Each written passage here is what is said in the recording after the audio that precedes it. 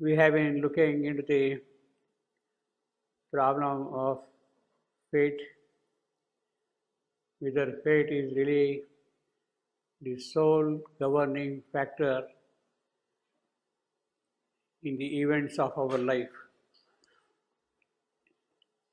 There are various theories of fate. Are we really governed by fate? Do we have free will of ourselves? Can we exercise our own will, or we are always subject to the actions of fate? Fate has been a topic of philosophical discussions since the ages. Greek philosophers, of course, the Indian philosophy. In the Mahabharata, it is said that fate does not get fulfilled without the action of man. Without the action of man, you see. He is required. He is also a part of the whole scheme. Well, that is very satisfying, you see. In fact, in the Gita, on the battlefield, Krishna says to Arjuna, Arjuna had lost confidence in himself, he has succumbed to weakness, and he wants to give up fighting. And at that point, it is Krishna who urges him, no, you can't do that. You can't do that. See, you have to fulfill your svabhava, your dharma, your basic nature, your quality of your soul should get expressed in all your actions. The quality of your soul, that is what is meant by dharma. That is what is meant by svabhava, the quality of your own inner soul. That you cannot escape, you should not escape. And if you escape, that can become disastrous. That is what he is telling. And then at one point of time, he tells, look, Arjuna, all these enemies which you are seeing in front of you, I have already killed them. He said, I have already killed them. Killed them. They have been already destroyed. He says that. And then he says, but be the pretext to kill them. On the battlefield, you had to use a weapon and kill them. So although the action has already been fixed, the job is accomplished in the occult world. To get it translated on the physical plane, man's action is important. Human action is important on the physical plane. In the occult, it might have been decided, but it has to happen here. And for that, fate cannot be fulfilled without man's participation, without his action. So, although Savitri's fate or whatever has already been fixed, but then her action is also important in that context, you see. And that is what the book of yoga is about, basically, you see. See, and the poet is in very quick way, in just half a dozen sentences, he is narrating the entire history of the thought of free will and fixed fate, the conflict between free will and fixed fate. This is what he is narrating in the first few lines. And the very first line itself, fate followed her foreseen immutable road, that's the opening of the whole thing. Fate followed her foreseen immutable road. This is what we have been seeing. And the line is so worded that it leads to complex interpretations. Grammatically, in terms of English, is one of the simplest line. But in terms of thought, it has so many shades and so many nuances and so many directions in which the philosophical ideas constantly keep on moving, you see, in one particular line. And then he says, soul follows where its nature drives. Nature and fate compel his free wish choice.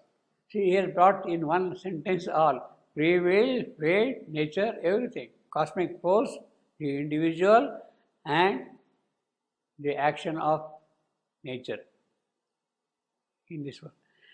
And then he says, but greater spirit, this balance can reverse. Now, this but is to tell us, look, this may be true that nature and fate compel our previous choice, but if you are great enough, Savitri is great and she can change, reverse this balance between nature and fate. She can exercise her free will. What is required is that free will has to get strengthened by sadhana, by yoga, by tapasya. Then it can mold fate itself, you see.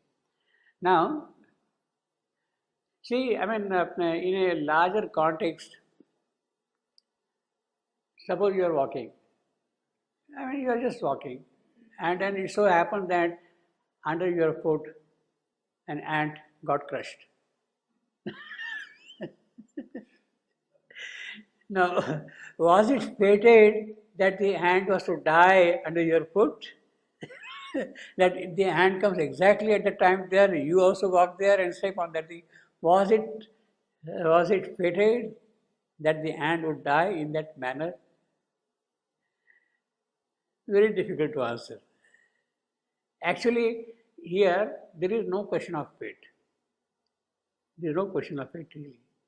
It is the question of the forces of nature working here. And there are all kinds of conflicting forces which will happen at what time is determined by the cosmic forces. Not by, I didn't do it purposely. You see, I would do it purposely after seeing it and putting my foot on it. You see, I didn't do it purposely. I wasn't even aware of it, you see. So, all these actions of not being aware, these are the actions of ignorance, actions in ignorance. And therefore, we can't say that fate is governing there. They are all governed by ignorance, and everything can happen in ignorance. There is a very beautiful illustration, the parable of a bird. You must have heard, I don't know the story, I don't know, but let me narrate that quickly. See, on one particular occasion on Mount Kailash, Kailash is the abode of Shiva, Lord Shiva. On one particular occasion, Vishnu, he pays a visit to Shiva. So, when he goes to Shiva to pay his visit, of course, he will ride his chariot, his vehicle, Garuda, eagle. Garuda. That's the vehicle, that is the vehicle of Vishnu, eagle. So he goes there to Kailash riding Garuda, and he enters into the hall or whatever it is, Kailash, and Garuda stands outside in the courtyard, obviously as a vehicle, you see, as if it is parked there, you see, ready for the next move, you see. So while Vishnu is still inside, it so happens that Yama, the Lord of Death, he also comes to pay his visit to Shiva. And while he is entering the hall, Shiva's hall, he notices a bird on a tree. And he wonders, but this bird is supposed to die deep in the south in Dandaka forest. Kailash is in the Himalayas. Dandaka forest is in the south. This bird is supposed to die in the Dandaka forest. And this little bird, I don't know how he's going to make up to fly there and die in a given time at a given moment. The time is fixed, place is fixed, everything is fixed. and he has to die. It is fated. But then Yama consoles himself, somehow it will happen. Somehow it will happen. It is fated that he will die there, it will happen. And then in the meanwhile, this Garuda, eagle, Vishnu's vehicle, he notices what was happening, how Yama was seeing at that bird, and then he says that, look, Yama has looked at that bird, it means that his death is imminent. His death is imminent, it's going to happen soon. And therefore he wants to save the bird. Because Yama is there, and before he comes out, he wants to protect the bird. So he picks up the bird and flies swiftly and puts it in the Dandaka forest. Yeah. Yeah. He puts that bird in the Dandaka forest, you see, where it is supposed to die. And then, and when Yama comes out, yes, it is done. Now, was in that process Garuda instrumental in the death of that bird? Did he cause it?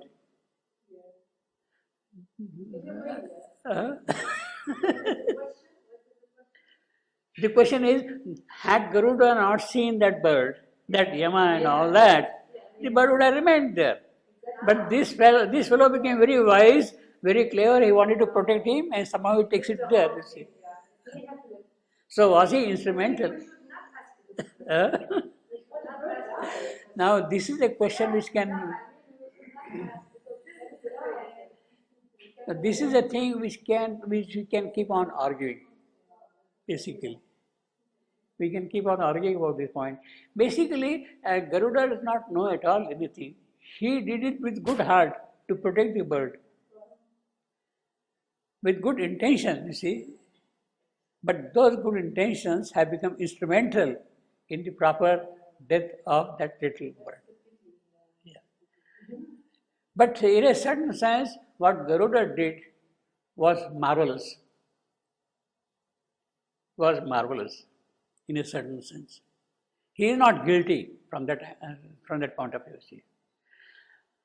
The marvelous thing is that this bird's death at that particular moment, you see, in the vicinity of Kailash mountain, Shiva's temple, Yama himself comes there, looks at the bird, is something which is very great for the bird. You see, he's not an ordinary creature now, you see. So then it is said that, Yama said that this bird had to die because he had to grow into another beautiful life. That moment had come.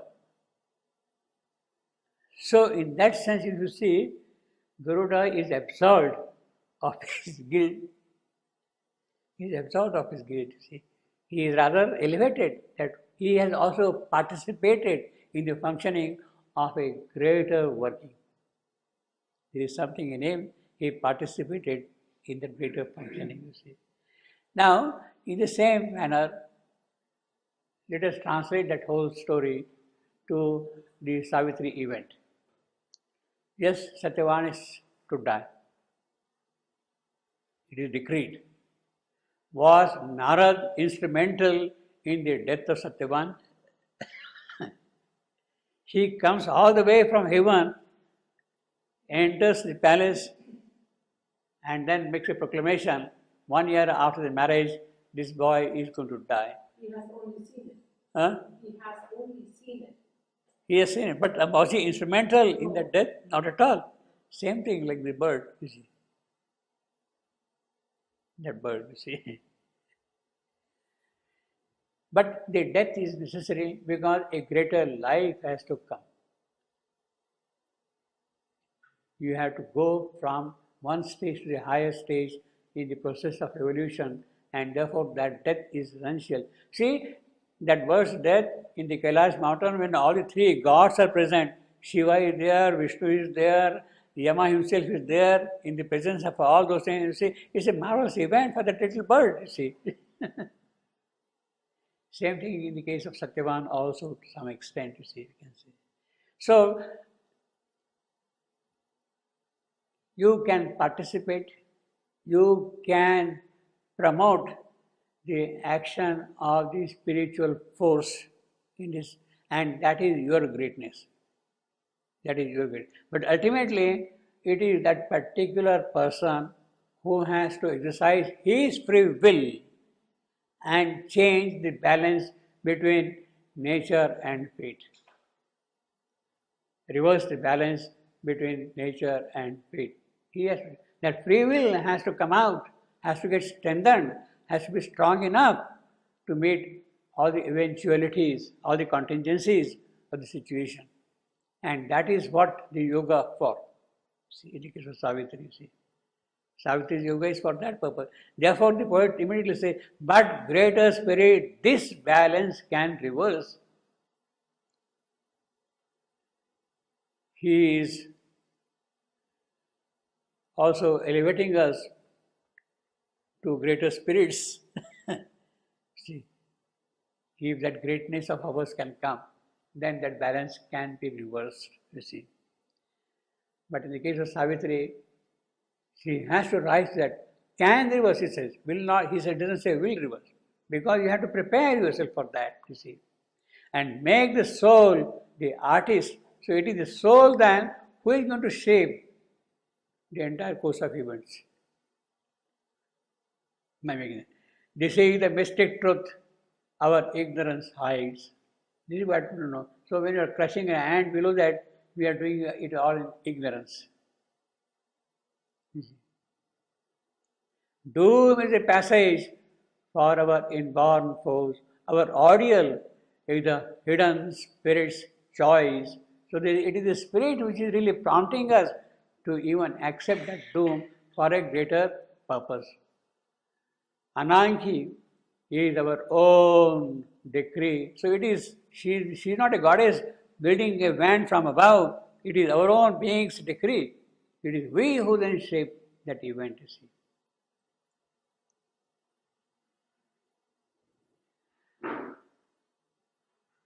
So this is the kind of a preface to the book of yoga.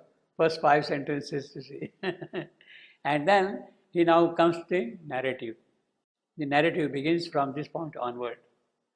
All was fulfilled, the heart of Savitri, flower sweet and adamant, passionate and calm, had chosen and on a strength's unbending road, forced to its issue the long cosmic curve. It's a very powerful sentence. And what a beginning of Savitri's yoga in that particular narrative, small sentence. Now this sentence, all was fulfilled, the heart of Savitri. See, grammatically this means that all that the heart of Savitri had chosen was fulfilled. Grammatically, the sentence means all Savitri had chosen was fulfilled.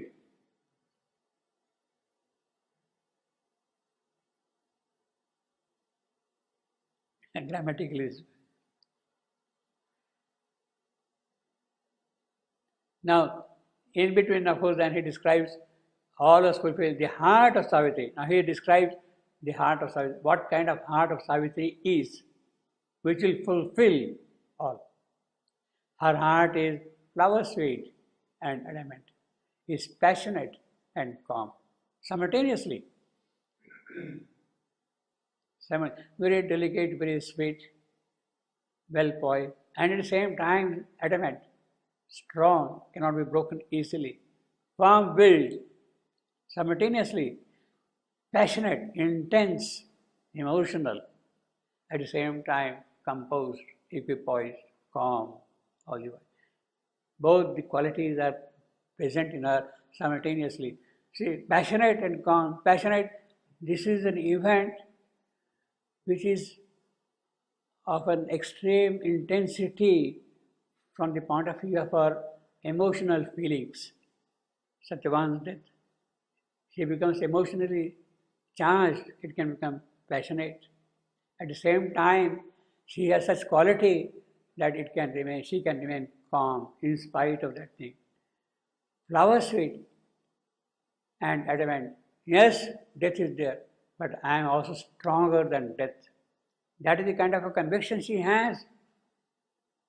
She is very sweet to everybody, to small little creatures. But if there is somebody opposing her will, she can become very firm and aggressive and strong. Had chosen on her strength's unbending road. So this is a different road. Strength's unbending road is a different road than the low road in the first line, forcing immutable road. Savitri's road is unbending road. She is not going to budge from her determination. She is going to accomplish what she has chosen to do and what she must do. Unbending road. Whatever may be the eventualities, whatever may be the consequences, she is there to bear them, to suffer for them all. And in what context? Strength's unbending road, that is her strength. Forced to its issue, the long cosmic curve. See, this summarizes the entire action of Savitri's incarnation. Savitri's total incarnation is for that. Forced to its issue. Yes, death is there, that's the issue. And she is now, that strength of Savitri is forcing that issue on the long cosmic curve, which has been going on right from the beginning of this creation, on and on and on, cosmic movement. It is she, therefore, who is going to change this curve of cosmic happenings, cosmic events. Force the issue. In other words, we have here at once both Savitri being seen as engaged in yoga with a firm will by the poet in advance. The narrative in anticipation of what is going to happen. And she is engaged in yoga for what? The siddhi of this yoga is to force the issue of the cosmic curve. That is the siddhi of Savitri's yoga.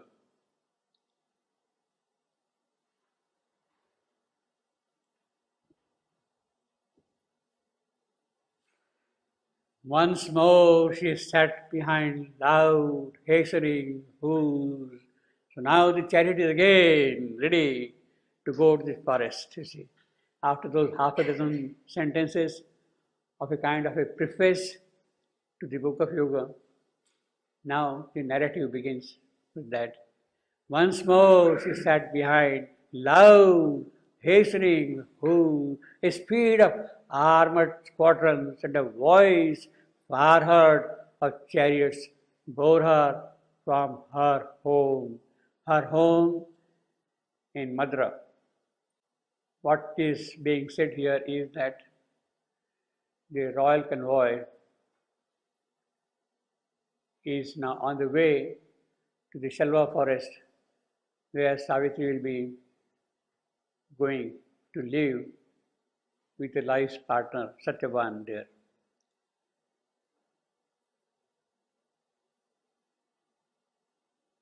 Now, of course, here, this once more, she sat behind loud, hastening hoofs. In the earlier description, when Savitri is going from place to place in search of a life's partner, we are not told anywhere that she is also accompanied by the royal convoy. It looked as though she is going alone from place to place. But it is to be understood that the royal entourage is also there to guard her, to take from place to place, and move like that, you see. It is under.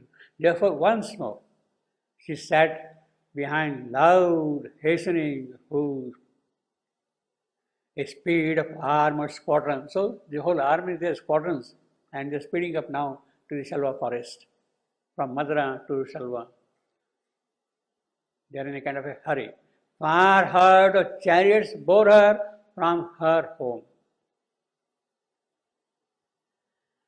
And then a cautioned earth. So you see the Shalva forest, lonely place, as we are saying, in the destined meeting place, the lonely place with mountains, trees, grasslands, rivers, animals, birds, like that. And the whole green earth is as if sitting there, cautioned.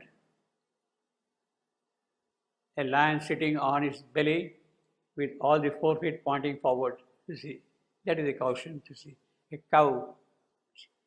Cow doesn't normally sit like that. Her 2 legs will be behind and 2 legs will be forward, you see. Nandi. Oh. Nandi's 2 legs are forward, 2 legs are standing up slightly, you see. Caution, you see. So the whole earth looks like that, like an animal sitting there quietly. Earth wakened in its dumb muse, looked up at her from a vast indolence. So you see, I mean, it is there listlessly lying there, the whole landscape, mountains, rivers and all that thing. But now these hastening hooves are there and suddenly it is feeling something different, you see. Looked up at her from a vast indolence. Hills wallowing in a bright haze, large lands that lulled at ease beneath the summer heaven, region on region, spacious in the sun, cities like chrysolites in the wide blaze, and yellow rivers pacing, land-maned, led to the Shalva marches emerald line, a happy front to iron vastnesses, and austere peaks and titan solitudes. So she is coming now all the way from Madra through lands, rivers, mountains, and entering into the solitude of the forest here, titan solitude. Kind of frightening itself, that solitude. What a powerful description this one is. Now he says here, cities like chrysolites in a wide blaze. She going from the whole royal party, marriage party, going from place to city to city like that, moving, and then traversing different regions. So this must have taken a couple of weeks, perhaps, I don't know, to go from Madra to Shalva all the way. You see, the way the description goes to various regions like that, you see. Chrysolite is a precious stone. Actually, there are 2 forms of chrysolite. One is beryl, beryllium aluminate, beryl, greenish yellow, see. And it is also called olivine. Olivine. They call it also olivine, you see. Yeah. Beryl. It's the same green stones, you see, on the rings. Yeah. There are 2 forms. The other one is magnesium iron silicate. 2 slightly different colors are there of that chrysolite, you see. 2 forms. Magnesium iron silicate or beryllium aluminate. These are the 2 forms.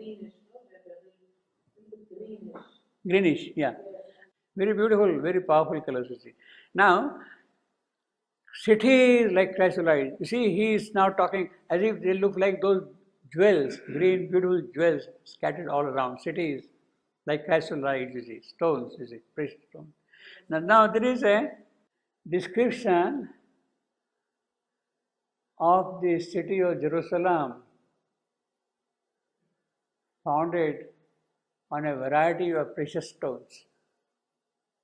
The foundation stones are made of precious stones. City of Jerusalem, you see, the heavenly Jerusalem, the celestial Jerusalem, and it is in the Revelation. The first 4 layers of this city. They are made of, first layer is jasper, foundation stone, jasper. Second is sapphire. The third is chalcedony. Chalcedony. Fourth is emerald. 4 layers like that, emerald. Fifth is sardonyx. That is again another precious stone. Sixth is carnelian. Seventh is chrysolite. Seventh layer of stones making the foundation of the city is chrysolite. But that is not the topmost layer. Above that there are again 5 more layers. Eighth is beryl. Well, again a chrysolite itself. Ninth is topaz. Tenth is chrysoprase. Again another precious stone. 11th is jacinth. And the 12th is amethyst. Topmost. So starting from jasper to amethyst, we have got all these layers of stones making the foundation of this heavenly Jerusalem. All these heavenly foundations, you see. Actually, there is a reference later on in Savitri, we shall see separately. Topaz walls in the book of Everlasting Day, 11th book, the description of topaz walls, how Savitri is crossing the topaz wall. The topaz wall described in the book of Job. You see, topaz wall. That you are now entering into the transcendental world. That is the meaning of topaz wall. Now, here also, topaz is the 9th layer.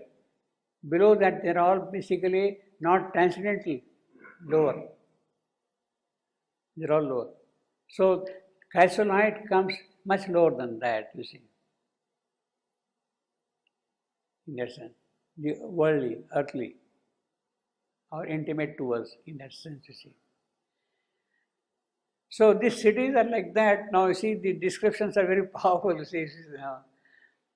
Austere peaks and titans, sorry. Now, of course, one can always ask the question, did Shiva really mean all that? The poet, did he really mean all those references to Revelation, the New Jerusalem, which is to be built here? Possibly. These are the ways of making suggestive ideas being given to us in this manner. Possibly. So Savitri is now marching, coming to Sashalva marches emerald line, obviously, green forest, thick green forest is the line. Once more was near the fair and fated place. Fair and fated. Fated, of course, fair, beautiful in terms of nature as well as in terms of the life's possibilities. Because this is a place of tapasya, of spiritual sadhana. People are going there for spiritual progress. Fated place. The borders gleaming with gross delight, where first he met the face of Satyavan, and he saw like one waking into a dream some time this beauty and reality, the moon goes sweetness of heaven's earth-born child. That is the first meeting of Satyavan and Savitri. You see, now, the poet is very consistent, as I told you many times, in some of his descriptions and some of his use of certain words. Here he says that Lord at ease beneath the summer heavens. Summer. All this is going to happen in summer. We have seen that thing. Savitri had gone back in summer. She's coming back now here again in summer. The death of Satyavan 1 year after this moment is going to be in summer. Because 1 year is given to them. Summer is significant in that sense for the death of Satyavan. The physical cause, if you had to attribute, fate is interested in all that, but there has to be a physical cause for the death also. It is the sunstroke. He is going to suffer the heat of sun and then collapse due to exertion. So he is particular, he is consistent using the summer at number of places like that, you see. Once more near the fated, etc., etc. And then the past receded and the future neared. Savitri, young virgin, living in a palace, a princess, looked after by everybody, loved by everybody, endeared, served by everybody, that is now gone behind. She is going to look now into the future. She is going to serve. She is going to be a slave now in a new house, you see. Her royalty is gone there because she is going to stay in a hut, in a hermitage there, in a simple, living a simple way of life. So the past receded, the future neared. In the immediate sense, the past or the creation is over. The future or the creation is coming very fast. Just one more year and the future will start.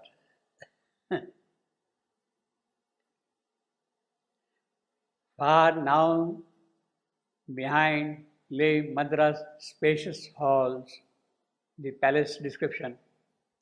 The white cart pillars, the cool, dim alcoves, the tinged mosaic of the crystal floor. So you can see the royal palace of Ashwapati.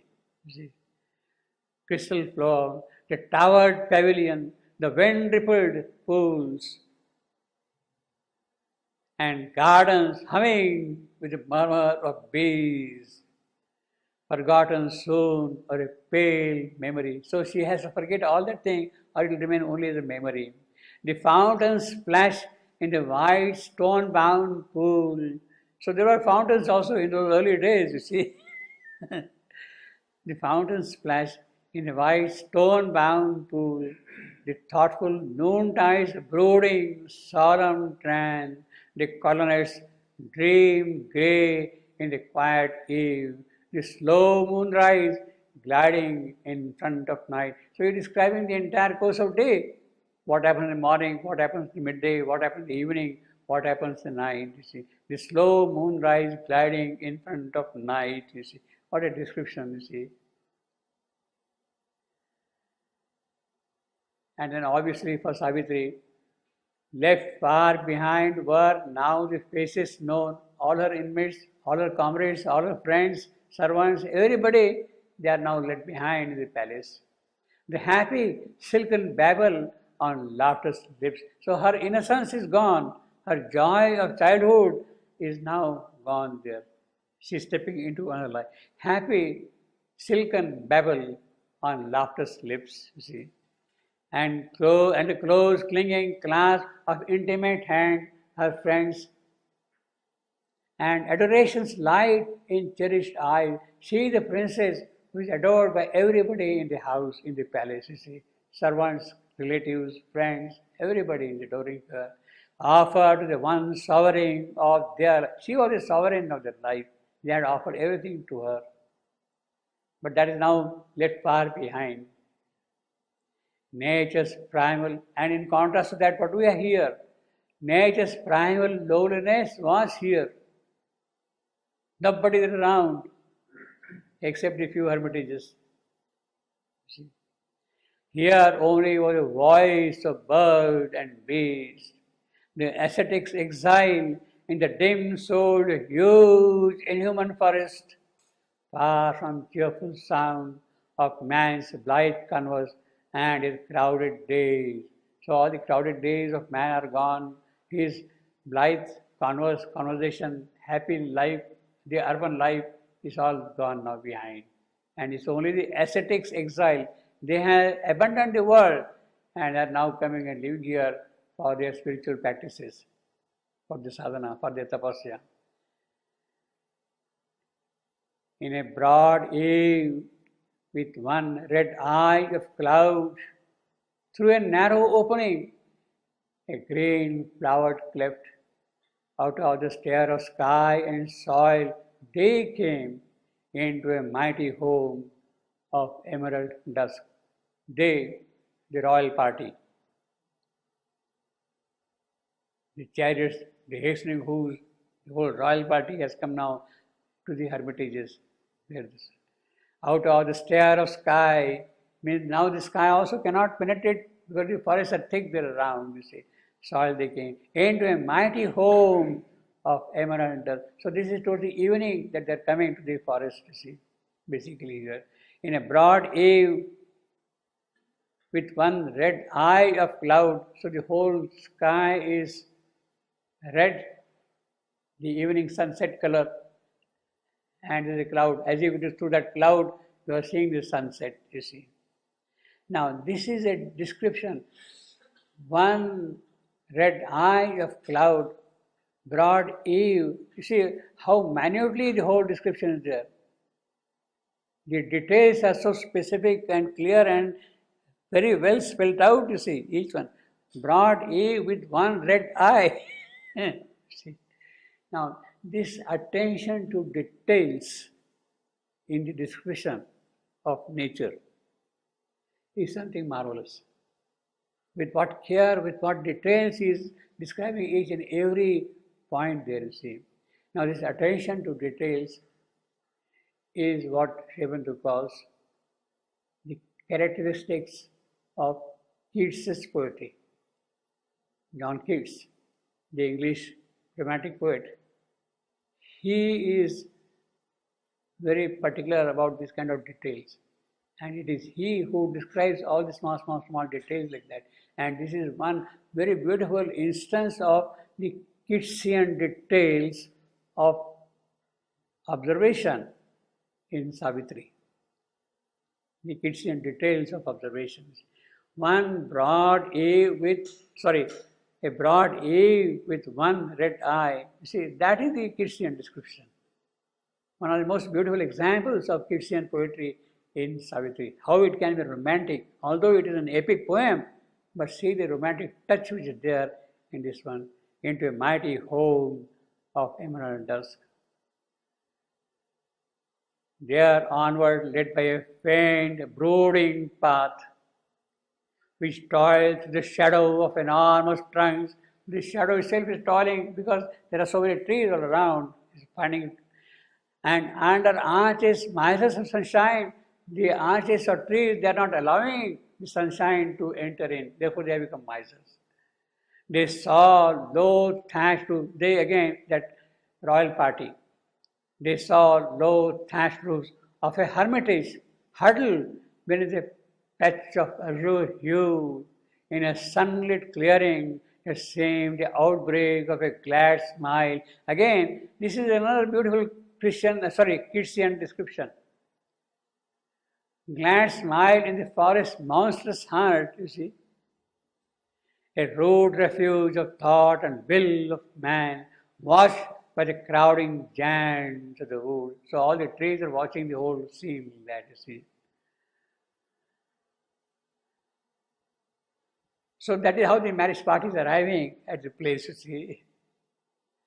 Arrived in that rough-hewn homestead. Yeah, it's a crude little hut in which Savitri is going to stay. The princess was living in a palace. Now she has to live in this cottage here, you see. Homestead, they gave, questioning no more the strangeness of her fate. You see, they had to give her. They are not going to question her fate. Their pride and loved one to the great blind king, a regal pillar of foreign mightiness, and a stately, careworn woman, once a queen, who now hoped nothing for herself from life, but all things only hoped for her one child, calling on a single hand from partial fate, all joy of earth, all heaven's beatitude.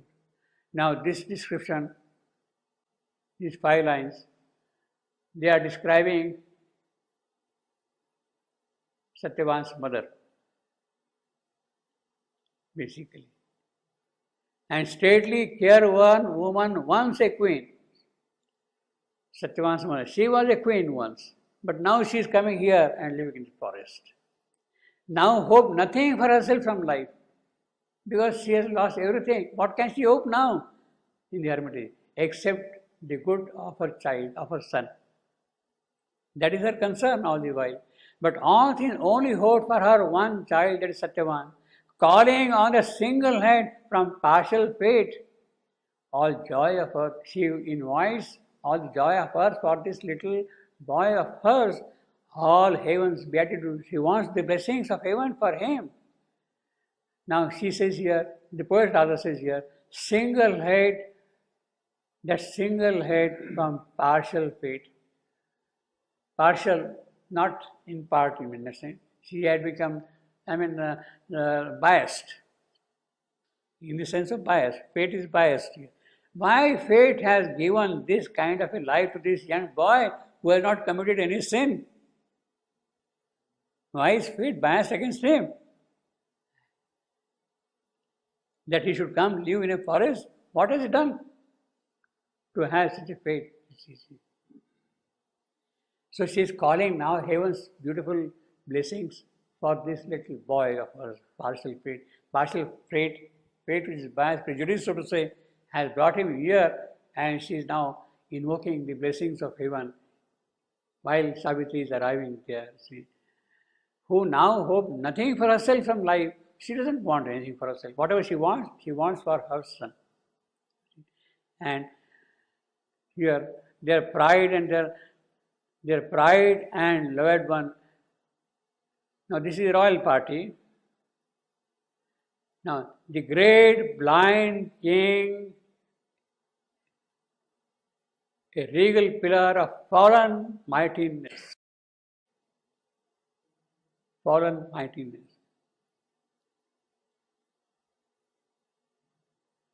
That is Dhimatsena, Satyavan's father. That is Satyavan's father. Blind, he has become fallen. Therefore, he is fallen. Because he has become blind, he is exiled and is living. His might is gone now in that way. His power, majesty, royalty, they are all gone. Their pride and love to the. So the whole marriage party now is giving this girl to this blind king and to this careworn woman. Blind king and careworn woman.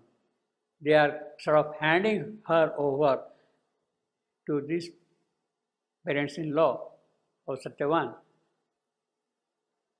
Arrived in the rough-hewn, obviously it is a cottage, hermitage, rough-hewn. They gave questioning, no more the strangeness of her fate. Now this is the most important thing. See how the poet casually mentions all things. Questioning no more the strangeness of her fate. They, the marriage party, questioning the strangeness of her fate. Are they aware that 1 year after the marriage she is going to be a widow? To say questioning no more of her fate, that they are as if aware and they are not going to question anymore why her husband is going to die. It's not that. It is not that. They don't know at all that Satyavan will die. Except Savitri's parents, nobody in the royal convoy knows about Satyavan's death. It is a top secret of the palace, known only to 3 persons. Savitri's parents and Savitri herself. None else. Not the hermitage, not the world, nobody knows it all, you see. So, no more the strangeness of her fate. Then what is that strangeness of her fate that they are wondering at? They are not aware of what had happened in the palace when Narada had come and all that. What is the strangeness of her fate? For them, the strangeness of fate is something in the immediate context. In the immediate context. What is the context? She was living in a place like this.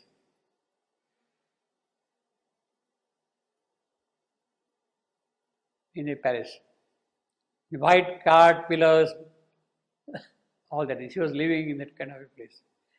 And now she is going to live under this kind of austere peaks and Titan solitudes. For them, that is the strangeness of it. This royal girl, princess, now going to live as an exile.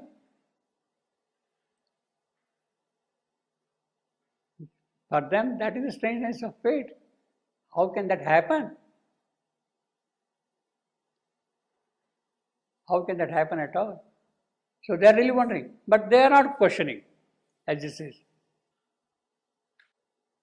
See, they are not questioning at all now. See, that is the important thing. Because she has accepted it is Savitri's choice. Dear darling, dear dear, whatever she has chosen is acceptable to me. Unfortunately, in their opinion, in their view, she has chosen a hermitage, a cottage instead of a palace. And that is the strangeness for them.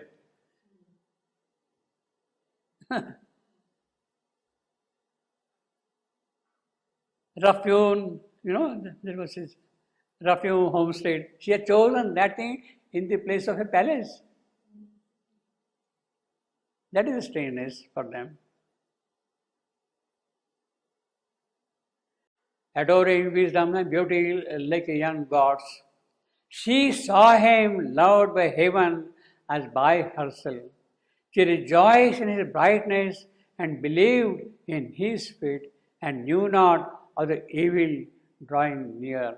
This is the same description continuing in the context of Savitri's mother-in-law, Satyavan's mother. Adoring wisdom and beauty, she is adoring Savitri. She has come, she has accepted this life. She saw him loved by heaven, him, her son, is loved by heaven because Savitri has arrived there.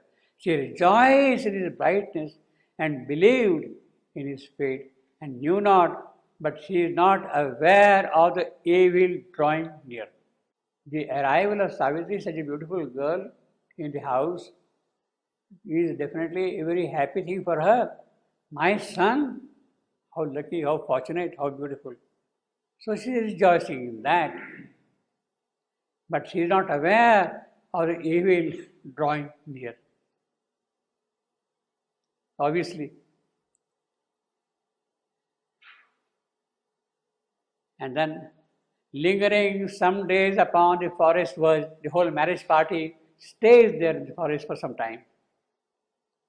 Like men who lengthen out departure's pain. That is our domestic homely picture, see. You want to go away from your dear ones and therefore you want to stay as long as possible, you see. Lengthening departure's pain. Unwilling to separate sorrowful clinging hand. Unwilling to see for the last time a face heavy with sorrow of a coming day, and wondering at the carelessness of fate, wondering at the carelessness of fate. Again, the same thing, they are wondering carelessness. Fate, in that same context, this girl born in a palace, now living in a cottage. That is the carelessness of fate. Who breaks with idle hands the supreme works, they parted from her with pain-fraught, burdened hearts. As forced by inescapable fate, we part. We have to part, we part. From one whom we shall never see again, driven by the singularity of her fate, driven by the singularity of her fate. Helpless, again, the choice of Savitri's heart. Savitri has chosen this, and they are helpless. She has chosen. They accept. Helpless again the choice of Savitri is they left her to her rapture and her doom. Go to hell. Yes, marriage, rapture, live happily with your husband, with your lover. But doom, for them, what is the doom? The lowly life. The lowly life, the small life. For them, they don't know the doom, real doom. They left her to her rapture and her doom in the tremendous forest savage charge.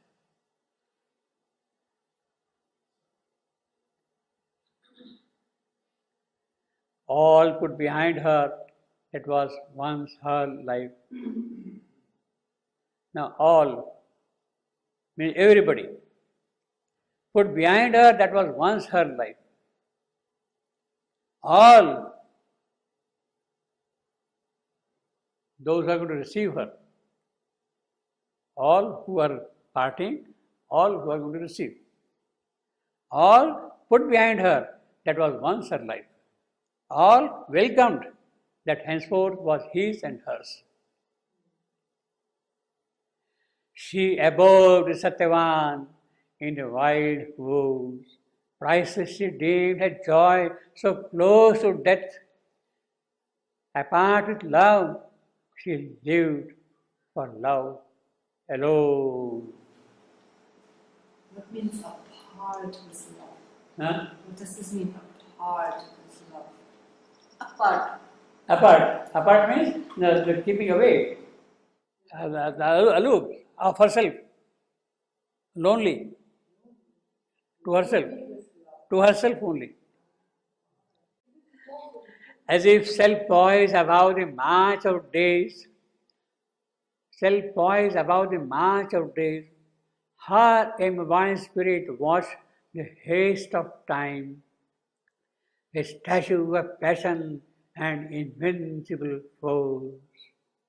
And absolutism, the sweet, imperious will, a tranquility and a violence of the gods, indomitable and immutable. So, in that apart with love, this is what Savitri is.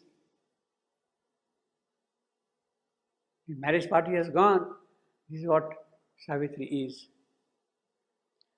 As if self-poised above, actually he says as if self-poised. Indeed, she is self-poised. It is not as if, she is. Self-poised above the march of day, her immobile spirit was the haste of time. Yes, 12 swift-winged months. Swift-winged months, 12, haste of time. A statue of passion and invincible force. She is unshaken by any eventuality of this kind.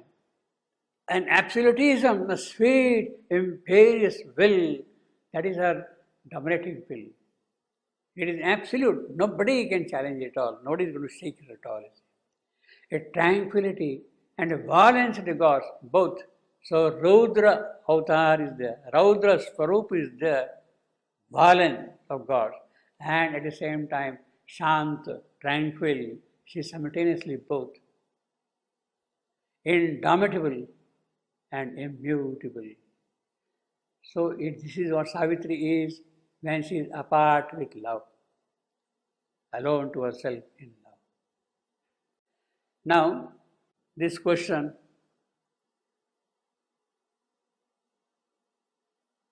of marriage. There is no marriage at all in the traditional sense of marriage in Shivandu's epic Savitri. He is not describing the ritualistic marriage at all. But he has already described the marriage in the book of love. On the high glowing cupola of how she garlands him, how he receives her, embraces each other. He gathered all Savitri in his embrace. No, he must be a really great man to gather all Savitri in his embrace. Now that is the marriage, the heavenly marriage. So what in Savitri we have is the heavenly marriage. So the ritualistic part is meaningless. It is not necessary at all to be described here. The heavenly marriage or love has met love, they are united together, finished. That's the marriage. That is the real sense of marriage. The rest is a feasting and chanting, okay, go on, you see. It can go on, you see. The rest is. But in the traditional story of Savitri, as she was saying, in Mahabharata story of Savitri, we have the ritualistic details of the marriage.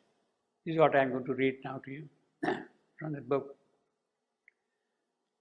The description begins with the departure of Narad. Narad has come to the palace. He has made known the death of Satyavan, and ultimately he says, let everything go without any difficulty, without any obstacle.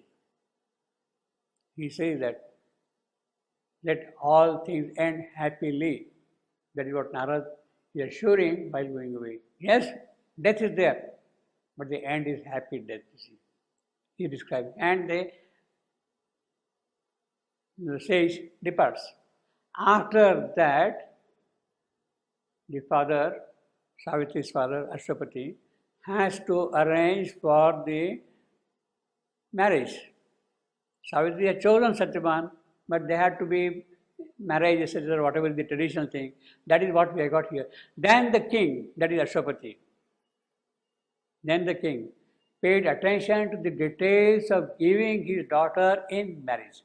After Narad's departure, he is giving, see, all these traditional things which are required, he is giving details to that thing. By arranging for the needed materials, he got everything ready for the wedding. He got everything ready, you see. He invited the elderly Brahmins and all the priests officiating at the holy sacrifice, yajna fire, and the reciters of the rigs, the chanters of Vedic mantras, choosing an auspicious day and the hour.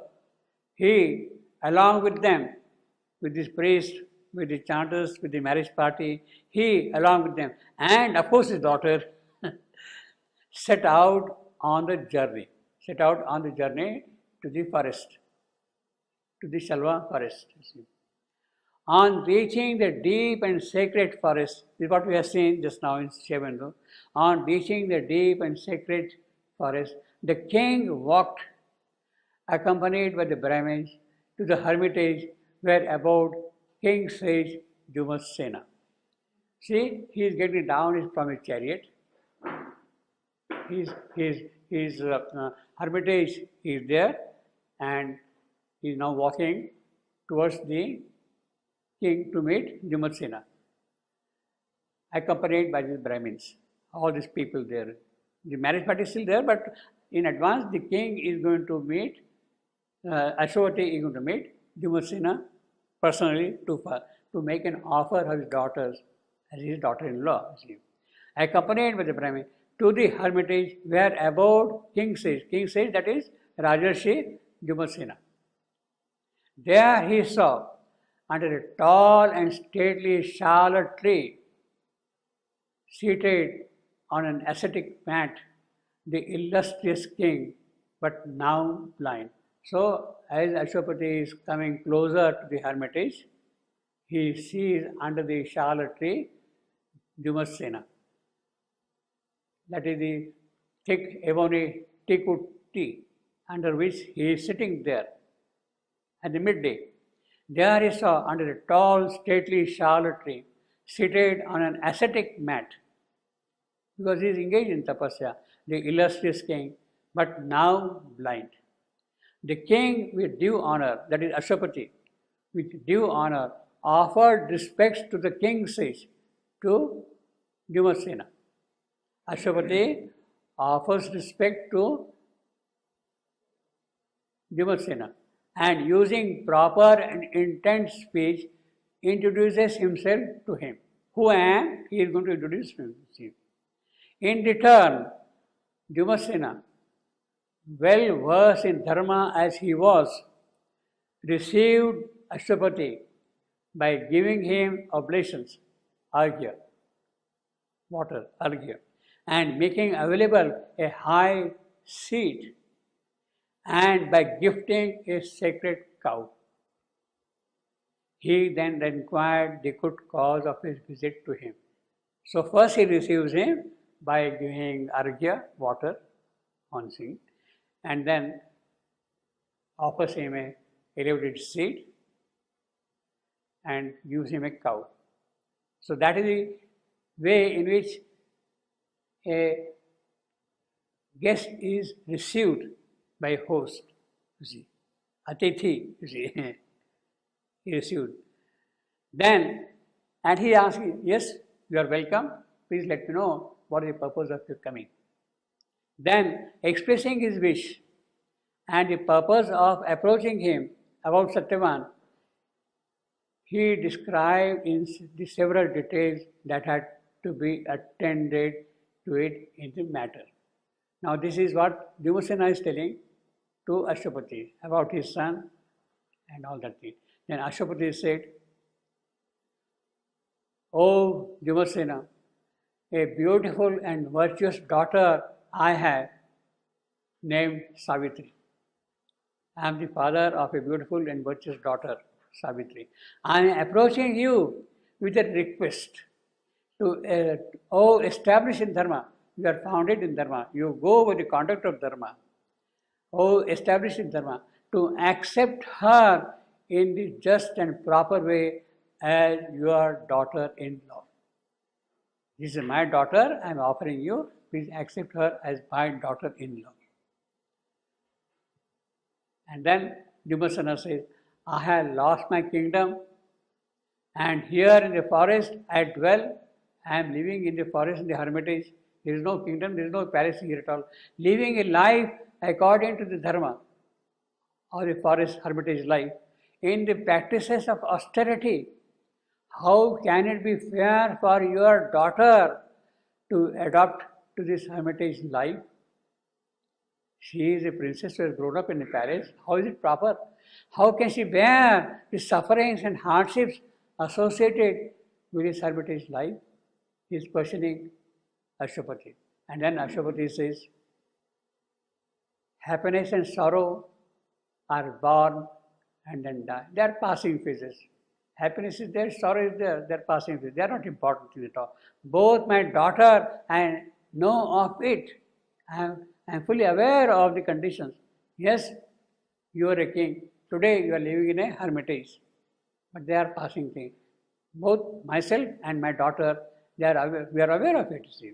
Please speak not therefore in that way. And to a person like me, I have come here with due resolve, being aware of all things. Yes, I am aware of this thing that you are living here. With all these considerations, I am still approaching you. So please don't disappoint me.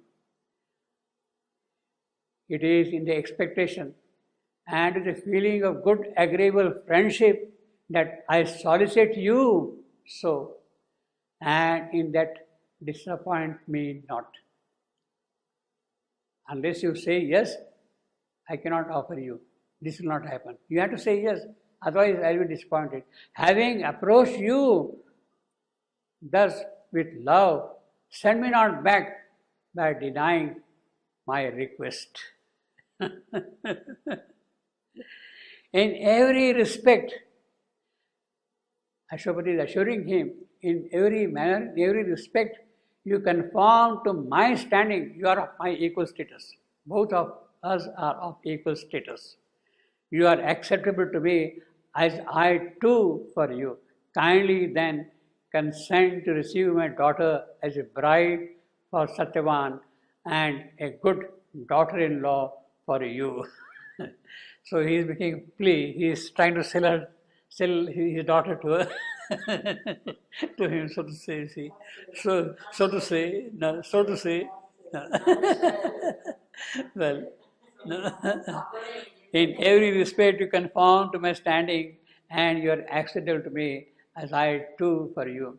Kindly then consent to receive my daughter as a bride for Satyavan and a good daughter-in-law for you.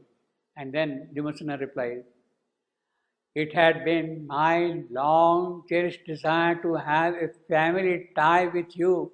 When I was a king, I wanted to be joined with your family through a marriage tie. It had been my long cherished desire. And with the loss of the kingdom, I thought I had lost all hope for such a relationship. Because I am no more a king, so I thought that we cannot really be connected in blood to each other. But if this old wish of mine, which I always held close to me, is to be fulfilled by coming back this way, that you are approaching me, if my old wish is going to be fulfilled that way, then let it be so. I give my consent. You are my most welcome and honorable guest. So he is not simply thrusting, he has to accept also. And then Markandeya said, then inviting all the learned Brahmins, the dwellers of the ashram, all the priests, all the rishis, all the munis, all the people who are engaged in tapasya in the hermitages, they are all invited.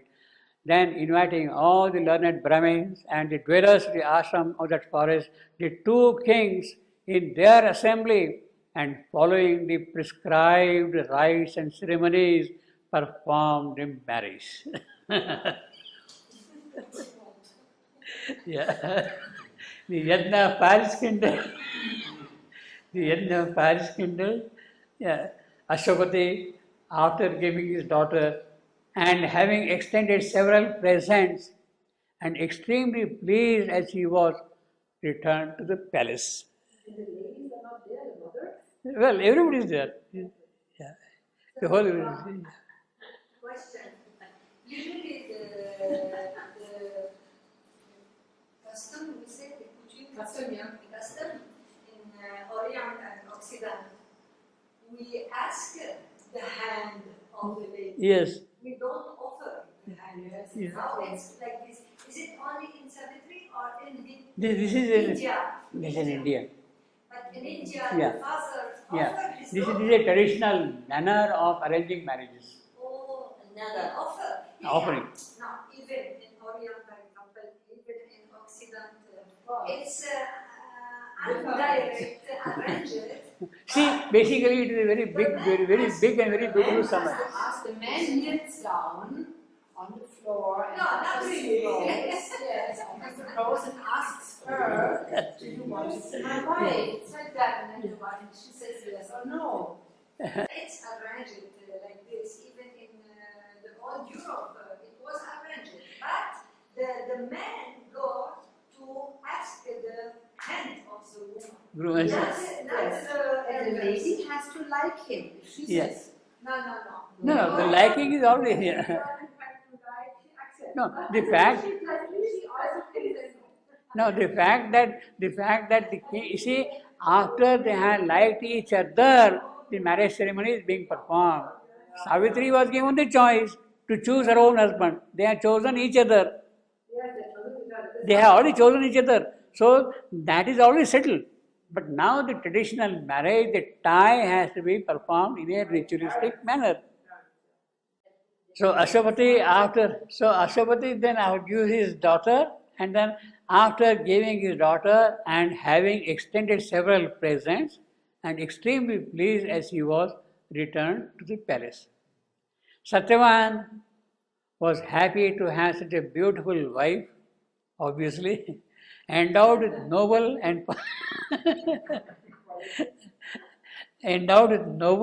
fine qualities, and she too was joyous that her heart's desire had been fulfilled in him as her husband.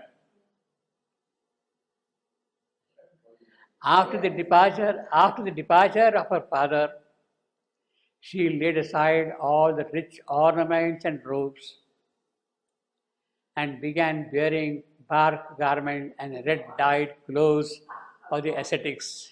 That is the fate.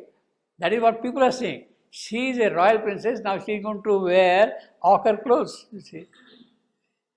With service and with other similar qualities of courtesy and humility, of poise and great composure in the conduct, and by doing the very duties to each one's satisfaction, she kept all pleased and happy. She who was served by others, by servants, she is now serving others. She looked after the physical needs of her mother-in-law and took care of her clothes, also washing, cleaning, mending, whatever is required. Whatever little she spoke to her father-in-law, restraining herself, she did so with godly respect and reverence for him.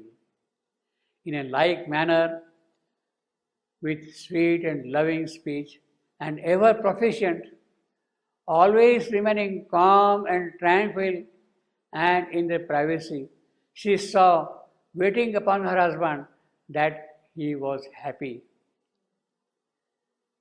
O Yudhishthira, thus in that ashram and engaged in tapasya, this way they lived. Satyavan, Savitri, the hermitage, they lived, and a lot of time went by, year.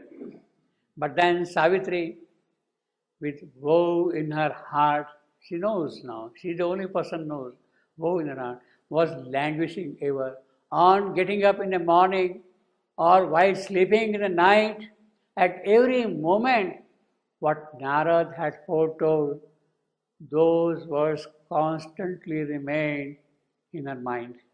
Obviously, she is not going to forget that. O Yudhishthira, with the rolling of several lunar days, the lunar calendar is the one which is used, you see. Basically, what we have got, the lunar month and solar calendar, solar year in India. Lunar month and solar year. With the rolling of several lunar days, as the time was passing, the fated hour when Satyavan was to die was also approaching soon. Was approaching.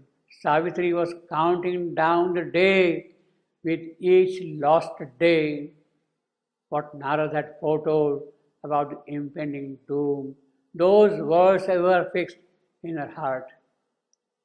The virtuous and noble lady Savitri, now much worried when she saw that only 4 days are left, undertook the 3-night vow of standing night and day at one single place. Satyavan's death is going to occur after 3 days. So she has now decided to undertake the 3-night vow. The 3-night, what is called Tri-Ratra Vrata. 3, Ratra, night, Vrata, vow. 3-night vow. What is that vow? Of standing day and night at one single place. For 72 hours at one single place without moving from that. One single place. The king, that is Vyomsena, her father-in-law, when he heard of this difficult vow, was very much distressed. Now this 3-night vow is very symbolic. 3 nights, the night of the physical, the night of the vital, the night of the mental. Here I had a doubt. This Vyomsena, he knew about her vow, but he didn't know why she is doing, no? Because he didn't know about the death of his son. So, what she told him about the vow, why she is making this vow? See, I mean, as an elderly person, as a respectable person, she will serve him also in the house. Yeah, but In the Indian tradition is like that. they make a vow like Yes, that? yeah, yeah, Without reason. yeah, I think. yeah. Just for every elderly person, you go like that. You see. Actually, I tell you, last week, my young friends had come to my house. We had a long talk and all that thing. You know what they did? Young people this age, Very modern people, one living in China, one living here and there and all that thing, they came and bowed down. Yeah, that is the tradition still, in some places, in some parts. No, but I'm speaking about 3 days of vow. Yeah, She 3 days. He didn't know why she is doing it. She doesn't know. She doesn't know. She here, of course not. She is keeping that thing absolutely to herself. But she said, no, I want to do this 3-night vow. And the king, Bhimasena, he didn't know why she was He's not going to question also. No, of course not. And he's not going, if at all, he's going to dissuade her. He says, oh princess, what you have taken upon yourself is very hard and severe. He is going to give him an advice. To remain standing throughout like this is extremely difficult to accomplish. He is dissuading her. because he didn't know what. Whatever be. But as an elderly person, he is giving her a sage advice, an elderly advice. Look, you are a young girl, you have not seen the harshness of life like that. It's very difficult vow. And if the vow does not succeed, then it can become rather bad also. See? But if he didn't know, He does not know. why he told her after, someone after, he will tell her, but it's not up to me to tell you to not do it. He is not going to question her why he is going to do, she is going to do. He is not going to question. See, that is his choice. The vrata, the tapasya is a part of the thing. He is not going to question that. See. Then Savitri assures him, Savitri says, be not disturbed about it. Please, I shall be able to carry the vow without blame. Only a firm resolve makes to go through successfully, and I have initiated it with that firm resolve. She is assuring him. Jivana, This here. Now, how can it be proper for me to tell you at all? to break the vow. Because the best a person in my position can wish for you is that you be able to take it to the full end. Yeah. It means he knows about it. He, as a What vow, he means about this answer. no, he doesn't know about what is going to happen. For what, he doesn't know. I have undertaken a vow. For what purpose I have taken, he doesn't know. But as far as a vow is concerned, let it become successful. You mean whatever the reason? I don't care about You had undertaken, I respect your decision, and I also wish that your decision is carried properly, fulfilled. Then, saying so, the great-minded Bhimasena retired, and Savitri, standing erect on a fixed spot, appeared to be as though she was a straight wooden post. You see. Oh, Yudhishthira, tomorrow the husband is to die. Now, this is the narrator who is telling to the one who is listening. Tomorrow the husband is to die. It was with this thought and filled with an intense grief, Savitri remained standing even as the last night the vow was about to be over. So she is completing the third night also. See? Next day, knowing that it had arrived, it defeated when he is going to die. It had arrived. Well, with the sunrise, she completed the morning rituals and lit a bright fire and made to it sacrificial offerings. After completing the 3-night vow, she is lighting the yajna and making the offering to the yajna fire. Then she gave her respects and obeisance to all the elders and to the sages and to the in-laws. Folding her hands reverentially, she stood in front of them, bowing respectfully after coming. All those dwellers in the sacred forest, grown in austerity, blessed Savitri. You have done a great thing. Thank you. Bless Savitri. In other words, when you are blessing, a part of their spiritual force also enters into her. You see. That blessing means the spiritual force also enters into her. Bless Savitri. The sages wish for her good auspicious thing of a life without widowhood. That is what they are wishing for Savitri. That is the blessing they are giving to her. You have done something wonderful. You will never be widow. See.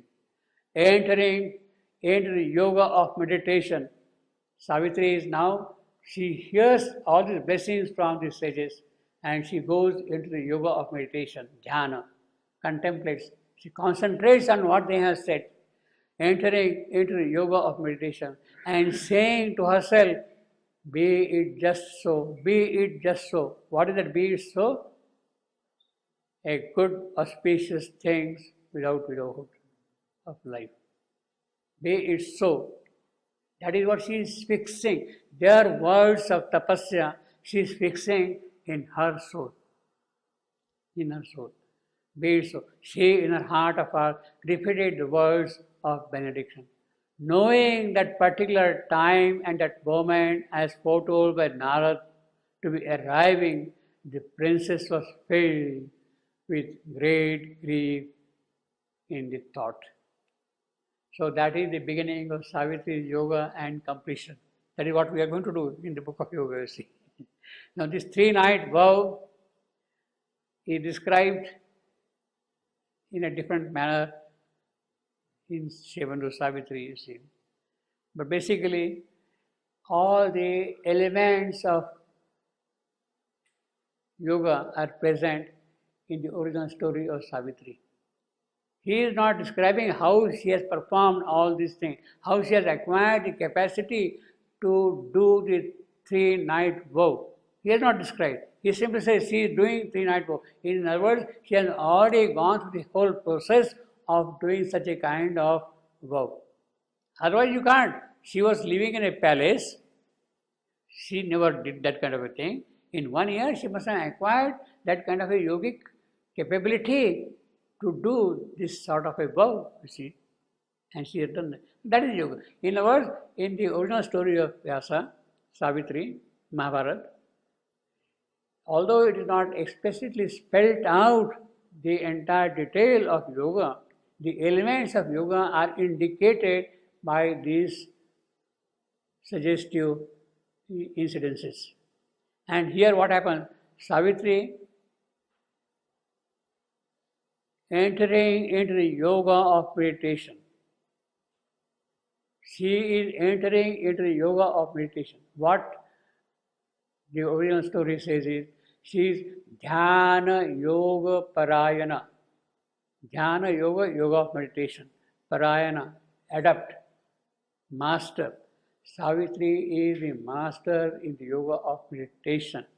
That is what the original story of Savitri is telling already. She is already, therefore she is entering into that yoga, into that condition, and said, what these rishis are telling, let their words come true. What they have said? Good, auspicious things and a life without widowhood. Let that be true. She is fixing her. See, although you are giving blessing, you have to receive and fix it. That is a part of responsibility. The mother is giving us blessings, but then it is our part to really fix it up and live by that. It is our responsibility. She is showering blessings. To receive that and fix it and work upon that. That is our responsibility. That is what Savitri is here saying.